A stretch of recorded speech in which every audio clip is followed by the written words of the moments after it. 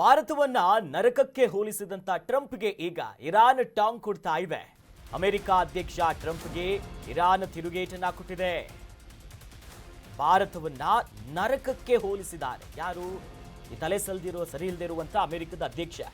ಈಗ ಆ ಅಧ್ಯಕ್ಷನ ಹೇಳಿಕೆಗೆ ಇರಾನ್ ಟಾಂಗ್ ಕೊಟ್ಟಿದೆ. ಮೊದಲು ಬಂದು ಭಾರತವನ್ನ ನೋಡಿ, ನೀವು ಆಮೇಲೆ ಕೂತ್ಕೊಂಡು ಮಾತನಾಡಿ ಅಂತಿದೆ.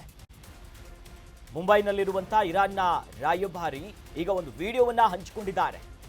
ಮಹಾರಾಷ್ಟ್ರದ ಸಾಂಸ್ಕೃತಿಕ ಪರಂಪರೆಯ ವಿಡಿಯೋವನ್ನ ಶೇರ್ ಮಾಡಿದ್ದಾರೆ. ಸಾಂಸ್ಕೃತಿಕ ಪರಂಪರೆಯನ್ನ ಬಿಂಬಿಸುವಂತ ವಿಡಿಯೋವನ್ನ ಶೇರ್ ಮಾಡಿಕೊಂಡು ಅಮೆರಿಕಕ್ಕೆ ಟಕ್ಕರ್ ಕೊಡುವಂತ ಕೆಲಸ ಮಾಡಿದ್ದಾರೆ.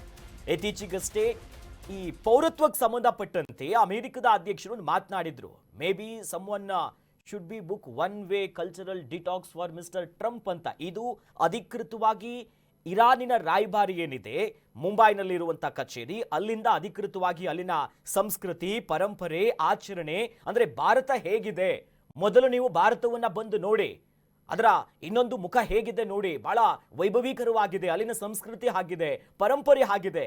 ಅದನ್ನು ಬಿಟ್ಟು ಬಾಯಿಗೆ ಬಂದಂಗೆ ಮಾತನಾಡೋದೇನು ನೋಡಿ.